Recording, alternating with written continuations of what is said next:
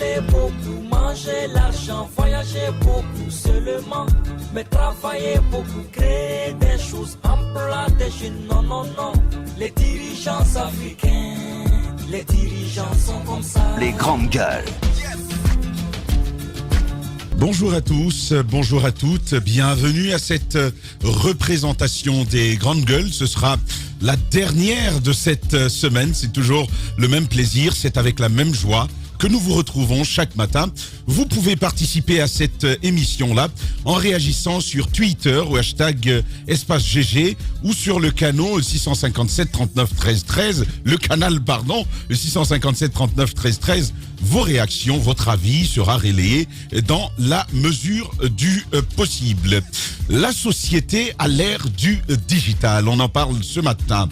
L'innovation technologique qui permet de dématérialiser les organisations et leur gestion semble susciter l'adhésion de plusieurs indépendamment de leur secteur d'activité. C'est le cas désormais de l'administration des systèmes scolaires et universitaires pour lesquels l'État guinéen a dit vouloir souscrire à la solution digitale. Quels seraient les avantages de la digitalisation des systèmes scolaires? On va en parler ce matin avec Olivier Chizirungu. Vous aurez pu le remarquer, il est rwandais. Et David Findouno, promoteur de la solution digitale Schoolerp. Avec eux, nous allons dans les éléments du digital. On va voir tout cela au bout de cette émission. Et puis, bien entendu, on parlera du Mali avec la libération et l'arrivée hier de Soumaïla Cissé en miraculeux. On va en parler dans cette émission-là. On parlera également de la fermeture de Celcom Guinée. Celcom a-t-elle été fermée? Beaucoup d'informations ce matin et ce sera avec le directeur général de la RPT. Il répondra à nos questions. Ces informations et bien d'autres jusqu'à la Suède où l'on parlera du prix Nobel qui va être décerné dans 1 heure. De cela, il va être question d'un moment à l'autre. Continuez à réagir, menez le débat de votre côté. Votre avis, comme je le disais, sera pris en compte et c'est avec mes camarades de chaque matin. Alphonse Marat, aujourd'hui j'ai pas oublié, c'est pas Mohamed Marat. Bonjour Alphonse. Pardon, voilà, vas-y, comment ça va? Bonjour Tamba, bonjour à nos auditeurs.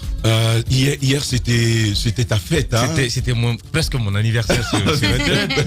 J'étais le Guinéen le plus cité. Ouais, il y a même un hashtag sur Twitter et des identifications sur Facebook qui n'en finissaient pas. Disons, c'est beaucoup d'honneur, Alphonse. Le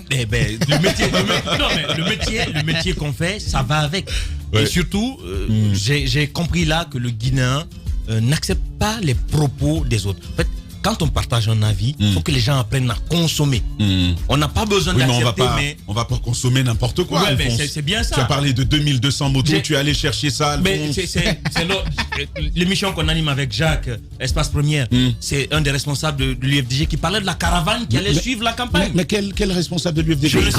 Vous n'allez pas rééditer ça? Je ne vais pas citer son nom, mais c'est un responsable qui m'a dit qu'il y a une caravane qui sont en train de préparer. Mais est-ce que vous avez les statistiques? Alphonse, 2200 motos. C'est ça la grosse question. Est-ce que vous avez les statistiques? Thomas, tu me laisses chuter. Allez-y, chuter. Faut pas chuter. Dégringoler tout seul.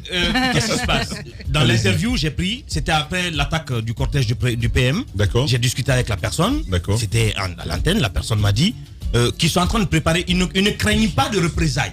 Parce que pour eux, ce qui s'est passé à l'Abbé, ça ne concerne que l'Abbé. Il fallait que les autorités s'en chargent. Pour eux, la campagne qu'ils étaient en train de mener concernait tous les Guinéens. Et ils avaient prévu une mobilisation énorme pour accompagner le candidat. D'accord. D'où hier cette note que j'ai, ou ce rapport que j'ai fait entre la campagne de Selou et cet accompagnement. Mais de l'autre côté, ce que les gens n'ont pas compris, ils ont de ce qui est sorti de mon discours, ils n'ont retenu le fait que Selou transporte ses militants, comme pour dire que Selou n'a pas cette capacité à mobiliser. Pourtant, quelques minutes avant, ou quelques secondes avant, on avait tous affirmé que Selou pouvait mobiliser partout où il partait en Guinée. Jusqu'à ce que Jacques revienne sur le fait que le résultat de Selou, dans chaque ville, prouvait à suffisance qu'il pouvait mobiliser, qu'il pouvait drainer des votes. Mais le message est tombé dans de mauvaises oreilles parce que les gens... Sinon, honnêtement, tout le monde connaît quand c'est le sort ce qui se passe. On a vu la réception de ces loups. Quand c'est le sort, ça sort. Hein. Quand c'est le sort, ça sort. Ça sort. Ça sort comme on le dit. Donc du coup, le message a été mal perçu. et ils se sont réellement acharnés sur moi. Ce que j'ai apprécié par contre dedans, c'est quoi? Tu as envie de te justifier? Non, je ne me justifie pas. Ce que j'ai apprécié dans cet acharnement, qu'est-ce que tu as apprécié? Vas-y, on va le... Il a 5 minutes. C'est que il y a autant d'attention qu'on porte vraiment à ce qu'on dit dans cette émission.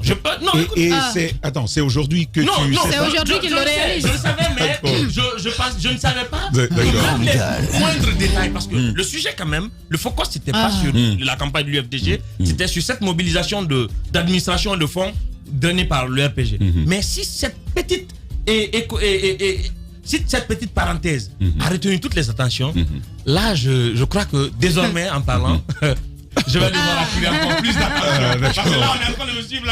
Parfait. Merci, le décryptage du discours de Cellou, on en viendra. Oui, décryptage du discours de Cellou. Mais Jacques, bonjour déjà. Bonjour Tamba et bonjour à tous. Comment ça va? Ça va très bien, ça va. D'accord. Bienvenue. Moussa Hiro. Oui. Bonjour, j'ai envie de dire Alphonse Mara, bienvenue dans les grandes gueules. Bienvenue dans les grandes gueules. D'accord. Oui, parce que chacun de nous connaît... cet épisode. En fait, j'ai rappelé un jour ce commentaire. On s'acharnait sur moi en commentaire. Et puis, il y a quelqu'un qui est venu faire un commentaire en bas. Et puis, il a dit... vous vous fatiguez pour rien. Moi, si je pouvais mettre la main sur lui, ça me rappelle bien ça. Non, Alphonse, mon ami, c'est bon. Hein? Sinon, nous aussi, on va s'acharner sur toi. Bonjour, Djiba Milimouno. Bonjour, Tamba, et bonjour à tous. Merci d'être avec nous ce matin. Merci.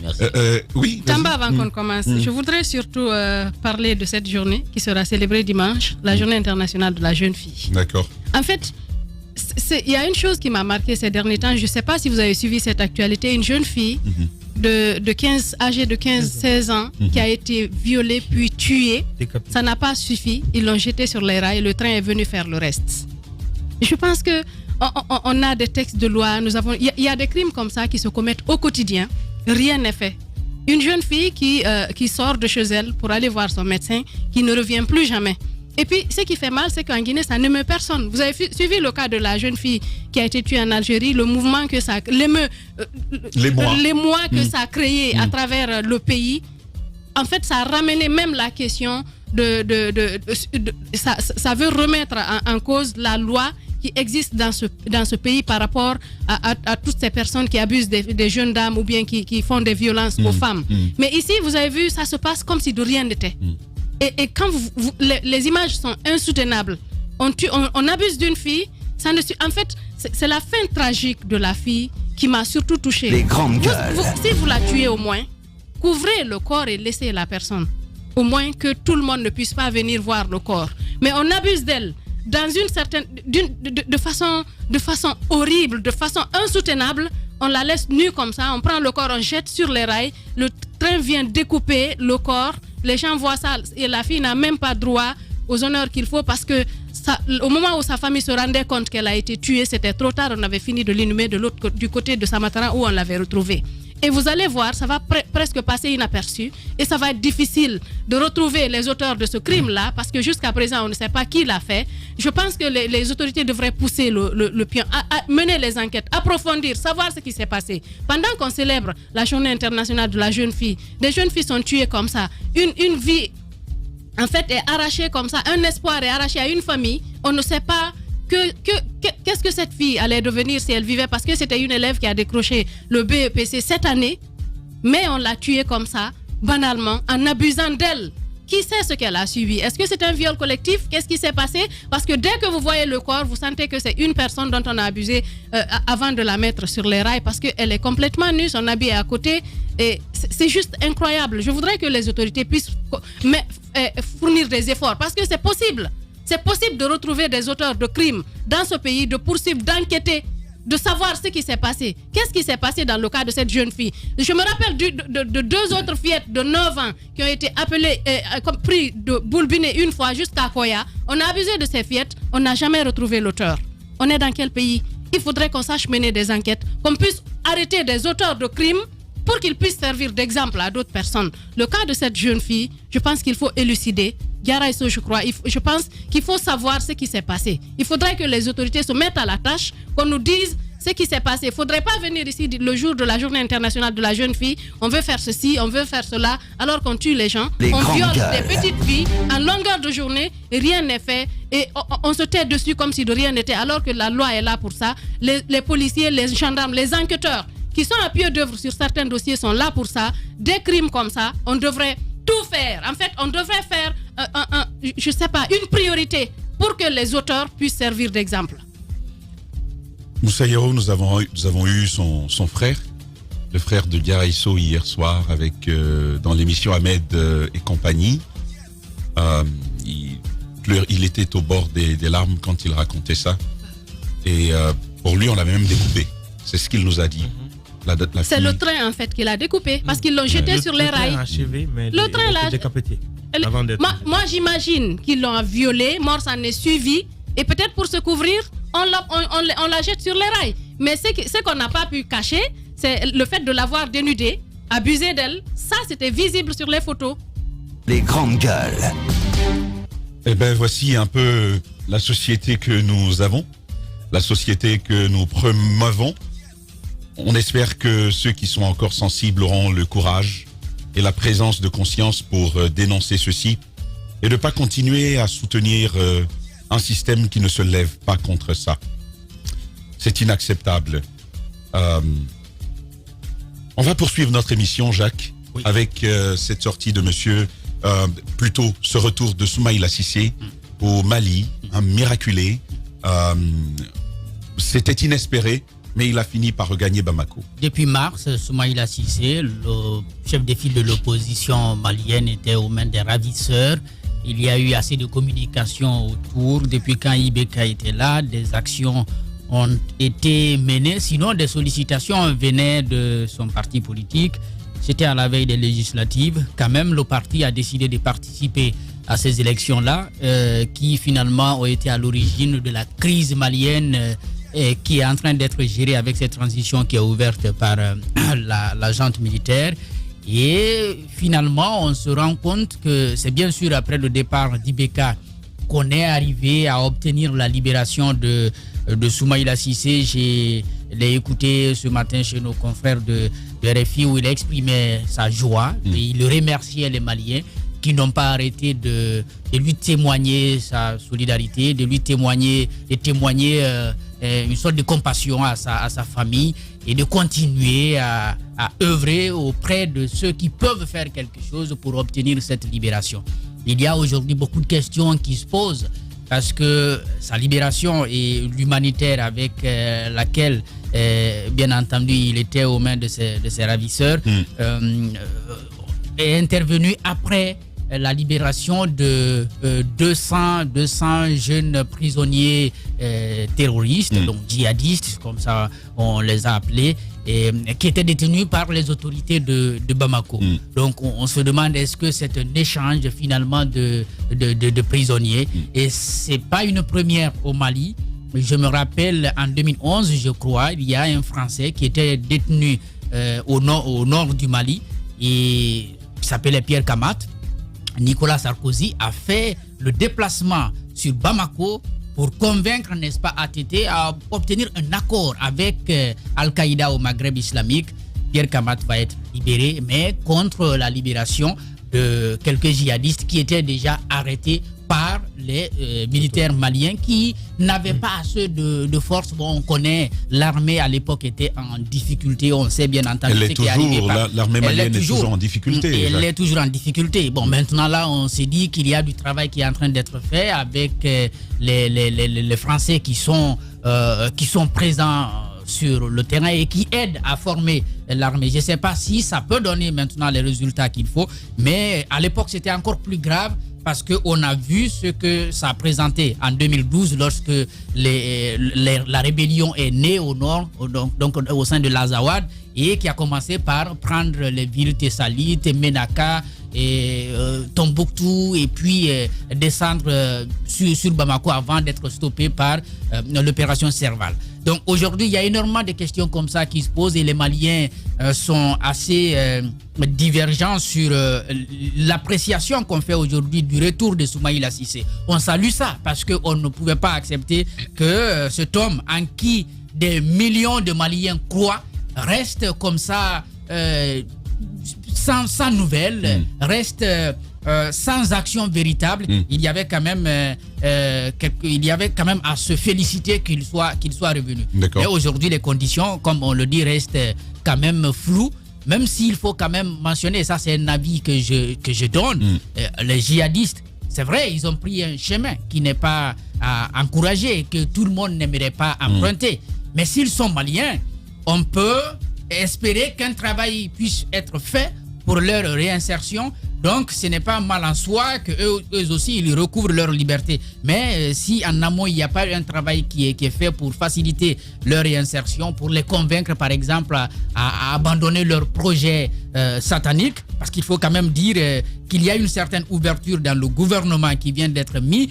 On a plutôt oublié le M5, mais on a donné de la place à la rébellion, aux groupes armés. Les groupes armés ont eu de la place dans ce gouvernement. Donc il y a une certaine ouverture dont Ibeka n'a pas été suffisamment capable. Oui. Donc dans ce gouvernement de transition, on peut dire que c'est tout le Mali. Même s'il faut dire que avant qu'il soit déposé, Ibeka avait quand même exprimé la volonté de dialoguer, de s'ouvrir aux groupes armés. Il y avait des tentatives. Parce qu'après, en 2019, je crois que c'est la conférence nationale ou le dialogue national, il avait ouvert son gouvernement.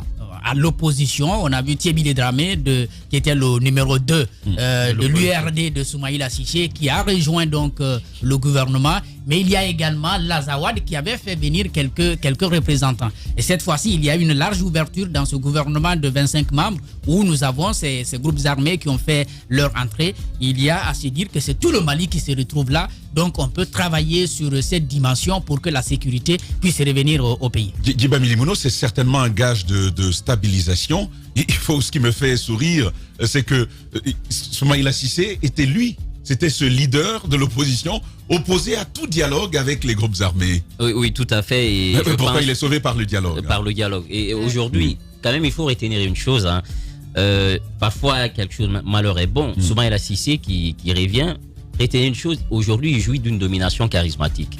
Le fait d'être prisonnier et de revenir au Mali, je pense que cette image d'un leader politique quand même qui a été prise en otage, ça vient un peu renforcer son image. C'est un miraculé. C'est un miraculé. Je pense que donc, cette domination charismatique peut jouer en sa faveur. Mais au-delà, par rapport un peu à ce qui est en train de se passer, cette crise, c'est vrai que le mouvement M5 a 3 postes dans ce gouvernement. Sur 25 ? Sur 25. Je pense que par rapport à la lutte qui a été menée, parce qu'ils ont été en quelque sorte les fers de lance dans cette révolution, entre guillemets, 3 postes clés, je pense que c'est peut-être minime par rapport aux attentes. Mais ce qui est important, c'est cette diversité. Jacques a parlé aujourd'hui de ce élan d'aller vers la paix, mais ce n'est pas suffisant parce que ça a été le ventre mou d'ailleurs du président Ibeka, ça a été son talon d'Achille, c'était fragile, cette question sécuritaire. Aujourd'hui, il faut aller vers le plan DDR, démobilisation, désarmement et réinsertion, qui a été prôné quand même par l'ONU, par les institutions internationales. Depuis plusieurs années. Depuis plusieurs années, mais on a du mal. La question sécuritaire, elle reste quand même intacte. Parce que, pour moi, je te laisse continuer tout à l'heure, mais est-ce que ce n'est pas finalement dichotomique, les intérêts de chacun? Il y a d'un côté la République, justement, et il y a de l'autre côté la charia. Oui. Et comment est-ce qu'on peut allier toutes ces ambitions? Alors, il y a à côté l'administration. On a dit oui, c'est un gouvernement aujourd'hui qui est divers. On a beaucoup de personnalités du nord, du sud et ainsi de suite. Mais il faudrait aller au-delà. Puisque le Mali, vu sa grandeur, il y a une question de géopolitique qui est là. C'est la lutte de l'espèce pour l'espace. Les gens se battent pour avoir des portions de terre, sans compter un peu ce que ça peut impliquer sur la France et les autres pays qui sont au Mali. Qui ont des intérêts. Qui ont des intérêts au Mali. Donc c'est une question géopolitique qu'on ne peut pas résoudre autour d'une charte. Il faudrait qu'au-delà, qu'on connaisse un peu l'intention des acteurs qui sont en train d'opérer au Mali. Mais ce qui est important, le travail doit être à l'interne. C'est pourquoi il faut aujourd'hui des moyens. Une charte, oui, mais il faudrait que l'administration soit davantage, on doit poursuivre la décentralisation au Mali. Parce que si ceux qui sont au nord se disent on est exclus de la gestion de la chose publique, ça donne des ressentiments et ce sentiment d'exclusion qui se renforce davantage. Mais s'ils sont invités dans l'administration, si dans les écoles, parce que n'oubliez pas, lorsqu'on parle d'éducation, il y a une bonne partie quand même de ces zones où les enfants aujourd'hui n'ont pas la chance quand même d'aller à l'école. Donc ils se sont sentis exclus. Ah non, le Sahel, ça tu fais bien de le mentionner. Donc il faudrait que la question de l'éducation soit prise en compte parce que ça a été aussi des revendications. C'est ce qui aujourd'hui a précipité. C'est vrai, il y a eu une crise institutionnelle, mais ce qui a d'ailleurs été je pense que l'élément déclencheur de ce départ, disons, du président Ibeka. Maintenant, le retour de Soumaïla Cissé, peut-être faire un clin d'œil à la Guinée, est peut-être une bonne nouvelle pour ses amis les libéraux, notamment Cellou Dalein Diallo, aujourd'hui qui est en Guinée, qui est en train de se battre pour la présidentielle. On y viendra. Justement, on y viendra tout à donc l'heure. il y a des implications, non seulement sur le plan national, mais également sur le plan continental. Nécessité, Moussaïro, pour la France de s'impliquer davantage, mais aussi de la formation, l'outillage du G5 Sahel, quand on sait que pour l'État français, il a de grands intérêts au Niger, le voisin d'à côté, la Libye, est tombé, vous en savez quelque chose. Aujourd'hui, avec la montée de ces groupes, est-ce que finalement, on peut parler d'espoir quand on sait qu'il y a beaucoup d'intérêts en jeu? C'est une guerre d'intérêts, Tamba. C'est une guerre d'intérêts. Et vous savez comment la Libye est tombée. Moi, ce qui me fait un peu mal, c'est le fait que certains endroits en Afrique servent de terrain, de champ de bataille pour des intérêts internationaux, quelquefois africains, d'Afrique globalement. Et ça, c'est dommage. Parce que vous savez comment la Libye est tombée. Les Libyens, avant, les Libyens se suffisaient chez eux. C'était vraiment un endroit par où tout ne pouvait pas passer. Mais malheureusement, pour une question d'intérêt, pour une question de puissance, pour une question ou une volonté d'éteindre une autre puissance en Afrique, un autre son de cloche. Le pillage des nations. Le pillage des nations. Ils ont éteint la Libye, ils ont tué Kadhafi. Vous avez vu ce qui s'est passé. Je pense qu'il faudrait à un moment donné que les leaders africains puissent s'entendre à un moment donné sur qu'on ouvre les yeux. Ce néocolonialisme-là, il continue en fait de plus belle, comme si de rien n'était. L'Afrique n'est pas encore indépendante tout à fait. Parce que, vous voyez, la guerre se passe ici. Les guerres d'intérêt, à cause des richesses, tout se passe ici. C'est ce qui est en train de se passer au Mali, même quelle que soit la volonté du leader qui viendra, ce sera un peu difficile. Très difficile. Parce que, vous voyez, le plus souvent, les chefs d'État sont installés ici. On installe qui on veut, on fait partir qui on veut. On a vu ce qui s'est passé en Côte d'Ivoire avec l'installation de Ouattara, le départ de Laurent Gbagbo. Il faudrait que les Africains puissent prendre leur destin en main, qu'ils sachent dire non, peut-être avec stratégie, avec diplomatie, à un moment donné, comme un certain Omar Bongo l'a fait quelquefois. Mais Au Gabon, c'était un peu difficile. C'est quand même un mauvais exemple, non, je dis comme il l'a fait quelquefois. Il a su à un moment donné tenir tête. Oui, parce qu'il avait des moyens, un moyen de pression. Omar Bongo, c'est quand même quelqu'un qui pouvait nommer des ministres. Il faut être stratège aussi. Il faut avoir des astuces pour pouvoir tenir tête aux autres de l'autre côté, parce qu'ils vous font chanter. Ils cherchent des choses pour vous avoir dans leur poche. Mais si ce n'est pas fait comme ça, toutes les guerres se mèneront ici, on emportera toutes nos richesses et l'Afrique restera dans le trou, comme on est en train de le faire aujourd'hui. Regardez notre pays, la Guinée, avec toutes les richesses qu'on a. Est-ce que le peuple est en train de le ressentir? On prend toutes nos richesses, on fait sortir, nos leaders sont là, ils préfèrent s'enrichir, être du côté des autres et ne pas aider le peuple. Je pense qu'il faudrait que les Africains puissent prendre leur destin en main à un moment donné. Prendre son destin en main, pour revenir au M5, il a voulu prendre ce destin en main, il est allé au four. Et puis les militaires, ils ont récolté les lauriers, mon cher Alphonse. Moi, je ne vois pas dans le même angle que... Il y a plusieurs, même du M5, qui pensent comme ça, mon cher. Le souci, c'est quoi? Le M5 a mené ce combat au nom du peuple malien à la base. Donc, il n'était pas censé attendre quelque chose en retour. Ce qui est tombé, c'est une déception pour quelques membres du M5 qui jugent que c'est trop peu le réparti qu'ils ont reçu. Parce que le M5 se retrouve avec 3 ministres. Oui, trois postes ministériels. Sur 25. Mais ils s'attendaient à plus. Parce que le M5 est le déclencheur du mouvement. Mais ce que le M5 oublie, c'est que c'est le Mali réunifié qui se retrouve dans le gouvernement. Parce que de l'autre côté, il y a les forces armées, il y a les djihadistes. Il y a quand même, il faut noter, le gouvernement n'est pas plein que de groupements. Il y a aussi ces technocrates qui sont venus. Et il y a de ce côté la société civile qui est le M5. Même si le M5 ne se retrouve pas avec la grosse part du gâteau. Et aujourd'hui, on peut comprendre les frustrations du M5. Mais de l'autre côté, ce qu'il faut noter, c'est que ce n'est pas le M5 qui a totalement fait tomber Ibeka. Mais ils ont quand même Ils ont contribué. Aujourd'hui, Les grandes gueules. Les militaires ont fait de la Je te récupération. laisse partir. Les- Issa Kaoudim de la coalition des mouvements et associations de soutien aux actions de l'imam Diko a dit que l'action du M5 c'était d'obtenir une alternance pour le peuple. Maintenant que c'est obtenu, eux ils se retirent. Ils se retirent Voici et n'en attendent rien. l'imam Diko qui se met, par exemple, qui bat carrément en retraite, qui se met carrément hors du jeu politique. Mais pourquoi je dis que le M5 n'est pas le seul à faire tomber Ibeka? Prenons la détention. Non, on est d'accord. Mais quand même, c'est le Ils ont eu un rôle important de cette révolution. C'est eux qui ont affaibli quand même le régime. Il a fallu qu'il soit eux. là. C'est eux qui ont Il fallait qu'il soit là, qu'il Mais- lance au mouvement toutes ces manifestations, Je suis qu'il d'accord. mette la pression Maintenant, pour que les militaires fassent de la récupération à la fin. Vous me laissez Et finir. le CNSP, on va te laisser continuer, mon Quand cher, même. mais revois ce que tu vas dire. Revois ce que tu as Parce que dit. le Conseil national pour le salut du peuple, C'est à la fin. exactement, Ils sont c'est venus comme, achever. la récupération. ça. Justement. Donc, quand je dis que c'est pas eux seulement qui ont fait tomber le régime, je parle par exemple de la capture de Soumaïla Cissé. C'était en pleine élection législative. Ça a carrément montré la défaillance de l'État à assurer la sécurité, ne serait-ce qu'une personnalité aussi importante du pays. La capture de Soumaïla Cissé a exposé Ibeka à tout. C'est-à-dire que le Mali avait atteint un certain niveau d'insécurité où même l'opposant principal du président ne pouvait pas faire sa campagne. Le Mali y est encore. Il y est encore. Donc, cette posture a affaibli institutionnellement Ibeka. De l'autre côté, le M5 qui a tenu quand même à ce que Ibeka parte. Mais le travail a été achevé par les forces armées, le CNSP. Je le disais ici, c'est le coup d'État intelligent. Qu'est-ce que le CNSP fait? Ils font un coup d'État pour faire tomber un régime. La communauté internationale s'y oppose, des sanctions tombent. On exige à ce que on retourne à l'ordre constitutionnel, mais avec un civil. Il faut que tu fasses vite. Il faut retourner les civils. Bon, c'est un civilo-militaire parce que le monsieur a déjà pris sa retraite, mais Ce n'est qu'un militaire. C'est un officier. Non, mais il partage quand même la vie civile.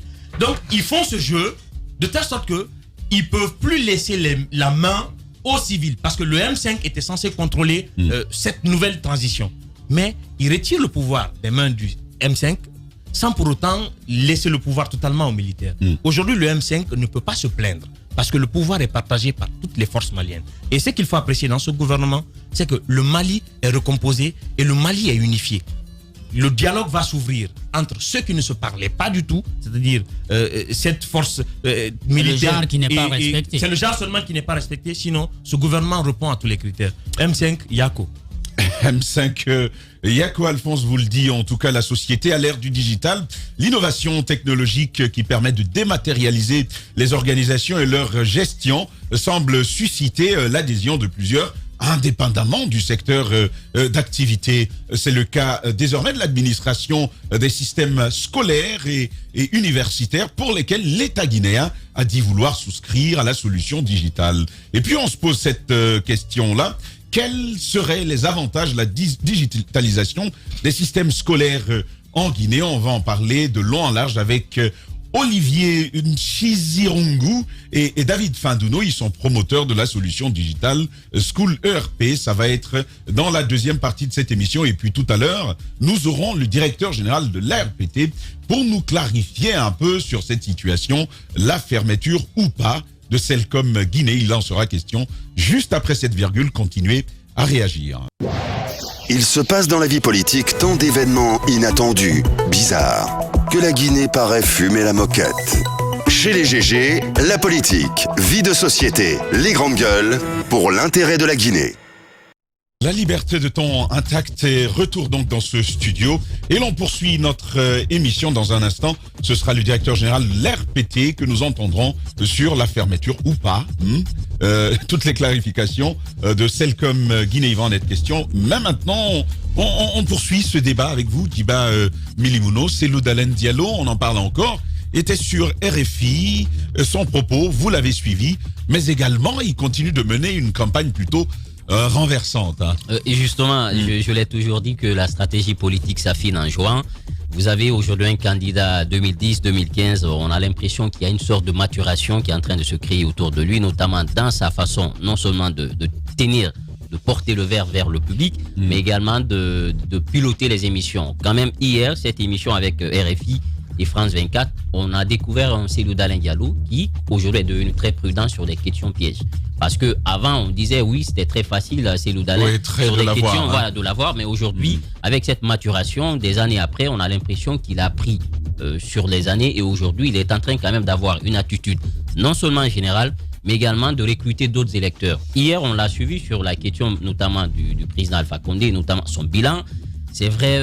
Mais est-ce que c'est son art de la politique qui s'est affiné ou est-ce que ce sont les frustrations qui lui profitent? Vous faites de poser la question.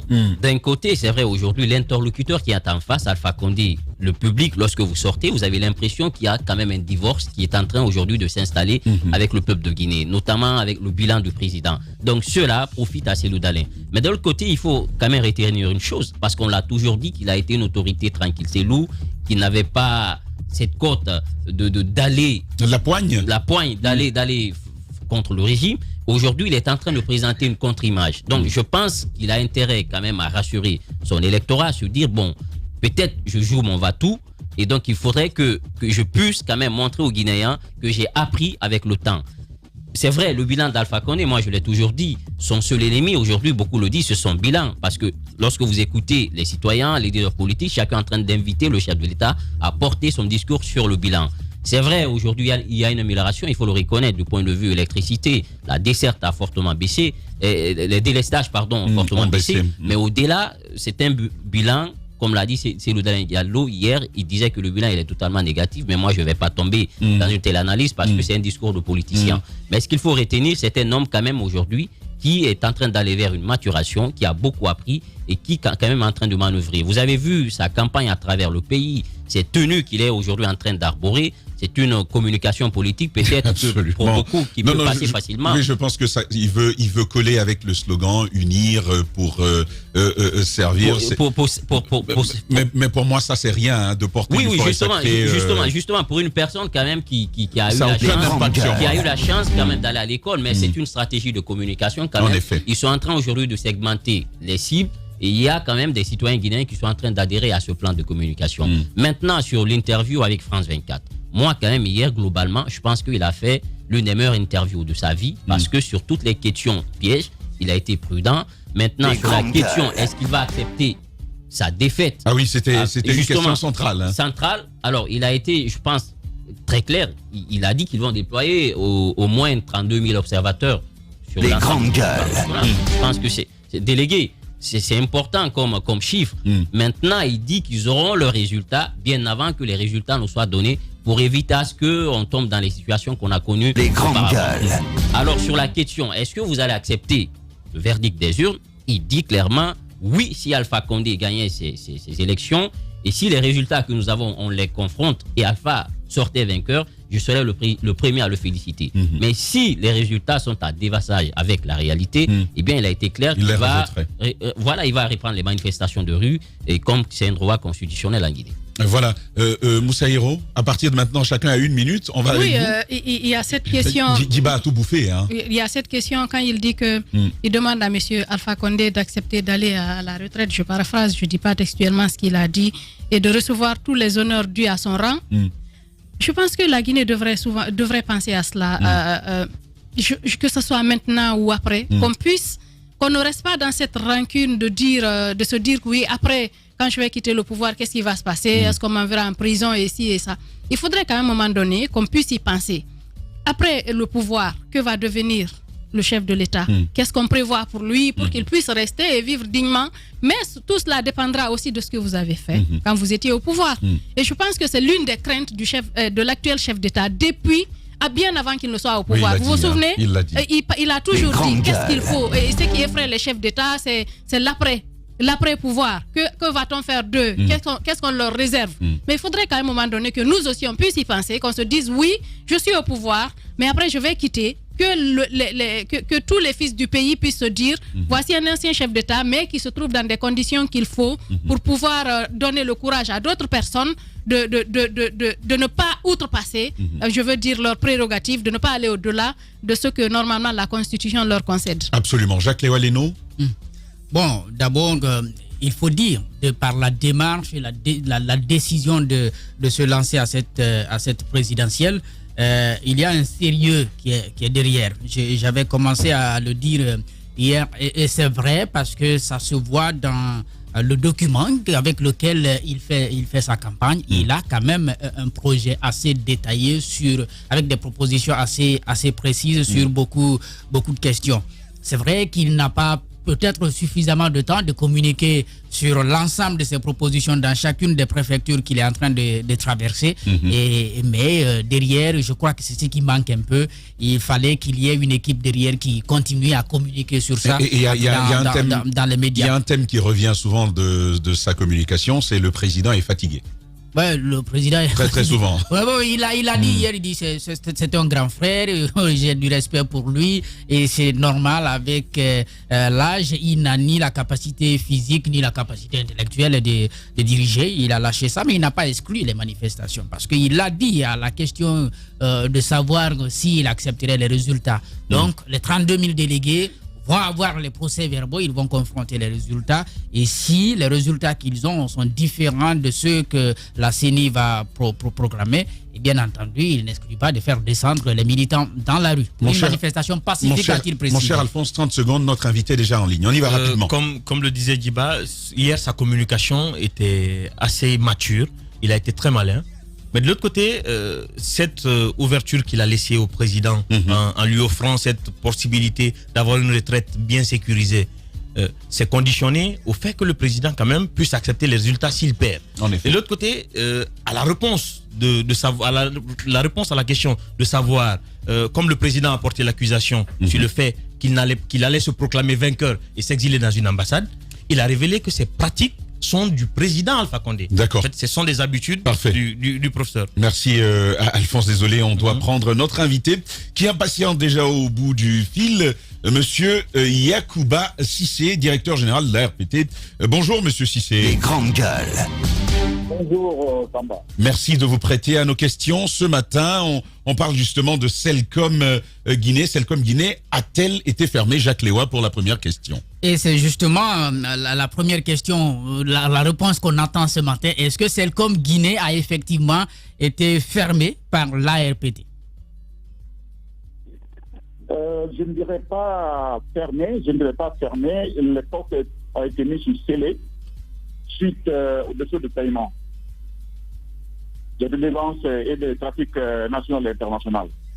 Nous avons fait plusieurs relances depuis notre prise de fonction. Nous avons fait plusieurs relances à Celcom, à tous les opérateurs d'ailleurs, donc y compris les radios et les TV, donc de venir se mettre en règle. Donc Celcom n'a pas voulu coopérer.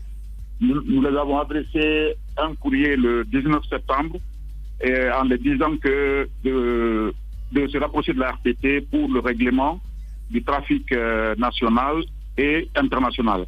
La part de l'État qui est récoltée à Celcom n'appartient pas à Celcom, ça appartient à l'État et les Guinéens ont déjà payé ça. D'accord. Le Guinéen a déjà payé. D'accord. Ils n'ont pas voulu coopérer. Donc, c'est la méthode light que nous avons trouvée pour mettre les portes administratives sous scellé et jusqu'au règlement de la situation. Les portes administratives sous scellé, allez-y. Alors, est-ce que vous êtes en train de dire que le service minimum se poursuit au niveau de Celcom? Le service minimum continue. Hier, la partie technique qui peut impacter les utilisateurs et les consommateurs n'a pas été touchée. C'est juste les bureaux administratifs. D'accord. Djiba, toujours. Oui. Alors, sur la même question, certains observateurs parlent de redevance de la part de Celcom, mais on sait que ce n'est pas peut-être la seule entité aujourd'hui qui se trouverait dans une telle situation. On parle de la Covid-19 en Guinée. Est-ce que vous ne pensez pas que le moyen ne serait pas bien choisi pour aller vers une telle opération? Bien sûr, nous sommes d'accord qu'il y a l'impact de Covid-19 sur l'économie guinéenne, mais les opérateurs de téléphonie mobile et de FAI ne peuvent pas se réclamer parce qu'il y a télétravail. Donc, la télétravail, il y a consommation. Donc, quand les gens ne vont pas au boulot, il y a consommation. Donc, la consommation, au contraire, a augmenté au niveau des opérateurs de téléphonie mobile et de fournisseurs d'accès Internet. D'accord. Voilà, ce n'est pas du tout lié, à une défaillance. Tous les opérateurs ont été contactés. C'est le seul opérateur qui refuse d'obtempérer. D'accord. On vit quand même dans un pays. Allez-y, Moussa Hiro. Respecter des lois et des règles. Alors, voulez-vous nous éclairer sur la licence de l'opérateur de téléphonie mobile Celcom? Quelle est la situation de sa licence aujourd'hui? Est-elle en règle ou pas? La licence a expiré. L'ARPP, à l'année 2019, les a donné un moratoire de 3 mois qui a expiré aussi en septembre 2019. Et jusque-là, il n'y a pas de réaction. Et l'opérateur continue à fonctionner. Il récolte les recettes de l'État et refuse de reverser. Cette situation, on ne peut pas l'accepter. D'accord. Allez-y, Jacques, pour avoir une idée sur le montant que Celcom doit à l'État, c'est combien aujourd'hui au titre du trafic national et international et peut-être non, monsieur, je ne sais pas. Non. On a vu quelques chiffres, on parle de 7 milliards quelque part, on parle de 100 et quelques milliards. Attendez. Moi, je ne commente pas les zombies, Et Celcom est un opérateur encore guinéen et je suis le régulateur. J'ai l'obligation de protéger les informations qu'ils ont. D'accord. Non, on souhaitait, monsieur le directeur. Seul l'ARPT, l'information reste au sein de l'ARPT. Ce que vous voyez au niveau des réseaux sociaux, je ne commente pas cela. Bon, on souhaitait quand même avoir clarification, confirmation ou pas, ou infirmation de ce que nous... Je dois protéger mes opérateurs. D'accord. Alors, l'information sur les 7 milliards et les 100 milliards, est-ce qu'elles sont fausses, ces informations-là? Je ne voudrais pas commenter cela. D'accord. Allez-y, mon cher Alphonse. Monsieur Cissé, dites-nous, est-ce qu'à ce jour, Celcom est insolvable ou Celcom fait preuve de mauvaise foi? À mon avis, c'est de mauvaise foi parce que il y a encore autour de 2 millions d'abonnés dans le parc de Celcom qui communiquent, qui payent des cartes de recharge, qui font des activités Internet, tout ça. Donc, l'argent qui est récolté doit être reversé. Et depuis 2016, ils ont refusé de payer. Depuis 2016. Donc, c'est une situation qui dure. Depuis 2016, c'est un refus. Et aujourd'hui, que risque Celcom et ses clients? D'accord. La question de Alphonse, c'est... C'est de mauvaise foi. D'accord. Alors, la question de Alphonse, c'est que risque Celcom et ses clients si ça perdure? Voilà, nous voulons justement éviter que Celcom ne tombe dans les mêmes dérives qu'Intercell dans le temps. Quand on ne régule pas correctement les opérateurs, ça va à la faillite. Parce que si vous obligez les gens à respecter les règles, à respecter le contenu de loi et à respecter les conventions, je pense que ça les éviterait de faire une mauvaise gestion. Et conséquence, voilà, l'activité est relancée et voilà, donc tout le monde en bénéficie. Que ce soit l'État, que ce soit les employés, que ce soit les actionnaires. D'accord. Si les gens restent, on ne fait pas de disposition par rapport à cela. Les gens font ce qu'ils veulent. Et nous, on ne fait pas ça. D'accord. Allez-y, Jacques, ça va être la dernière question. Le risque peut-être que Celcom connaisse les mêmes réalités qu'Intercell existe, si je vous comprends très bien. Mais aujourd'hui, depuis que vous avez pris cette décision, qu'est-ce qui a été la réponse de Celcom depuis que les postes administratifs sont mis sous scellé? Celcom a réagi en envoyant la directrice générale adjointe de la société à la RPT. Nous avons négocié. Il y a eu un règlement et voilà, donc le locaux est ouvert dans l'après-midi. Ah, d'accord, donc vous confirmez, ça va être l'information de cette interview, Celcom va rouvrir dans l'après-midi, monsieur le directeur général? Non, ça a été ouvert hier l'après-midi. La question de paiement a été réglée avant 15h hier. Ah, d'accord. Il aura donc fallu qu'une telle mesure soit prise pour que Celcom se bouge. Merci, monsieur Cissé, vous êtes directeur général de la RPT. Merci d'avoir accepté notre invitation de ce matin. Et puis, de votre côté, continuez à réagir, mesdames et messieurs. On va se retrouver dans seulement 10 minutes pour continuer cette émission. Ce sera la dernière manche de ce moment-là. Les journalistes accoucheurs de vérités diverses, pertinents et rusés, sans langue de bois, cultivés, nécessaires pour des journalistes. Les grandes gueules, des personnalités acquises par le travail, ce qui leur donne poids et légitimité à interviewer tout le monde. L'épopée des grandes gueules ou le socle de la liberté d'expression en Guinée depuis plus de 10